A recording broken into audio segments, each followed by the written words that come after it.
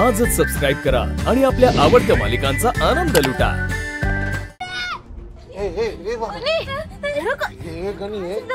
गणी, अरे काय झालं काय? अरे तायडे, तू तिकडे काम करायला जाऊ नको, तू देव्यासमोर जाऊ नको तायडे।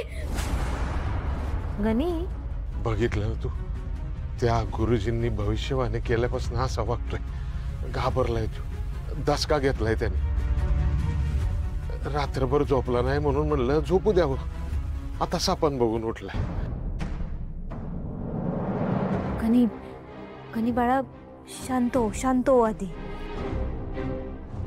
हे बघ, तू नको या समजा गोष्टींचा विचार करू। तुझ्या तायडीला काय बी नाही होणार। असं कसं नाही काय होणार? गुरुजींनी सांगितलंय ना तुला जवळच्या व्यक्तीपासून धोका आहे म्हणून। गणी, हे बघ, तू बी आहेस की माझ्या जवळचा, मग तुझ्यापासून बी माझ्या जीवाला धोका आहे का? तायडे, चेष्टा नको करू। तायडे, तू बंगल्यावर नाही जायचंस का आम्हाला?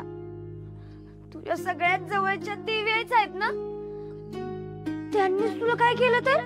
गणी, तू शांत हो आधी। हे बघ, मला सांग, माझ्या जवळची व्यक्ती का बरं माझा घात करेल? तू नको ना या समजा गोष्टींचा विचार करू। तुझी झोप झाली नाहीये ना? तू झोप ना, तू झोप, मी तुला झोपवते। ये इकडं। गुरुजींच्या भविष्यवाणीने सगळ्यांच्या जीवाला घोर लावलाय। मला पुन्हा एकदा त्यांना जाऊन भेटावं लागेल।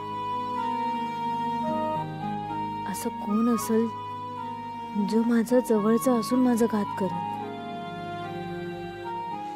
पारू, मी कामाला जाऊन येतो, थोड्या वेळ गणीपाशी बसशील का?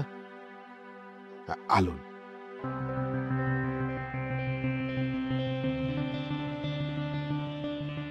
पूजेनंतर किर्लोस्कर घरात समजा काही ठीक होऊ लागले।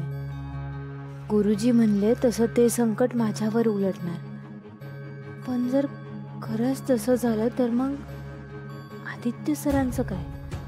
त्यांचं माझ्यावर लई प्रेम आहे, त्यांना कसं सहन होईल हे समजा। त्यांना आतापासूनच माझ्यापासून लांब राहण्याची आणि मी नसण्याची सवय व्हायला पाहिजे।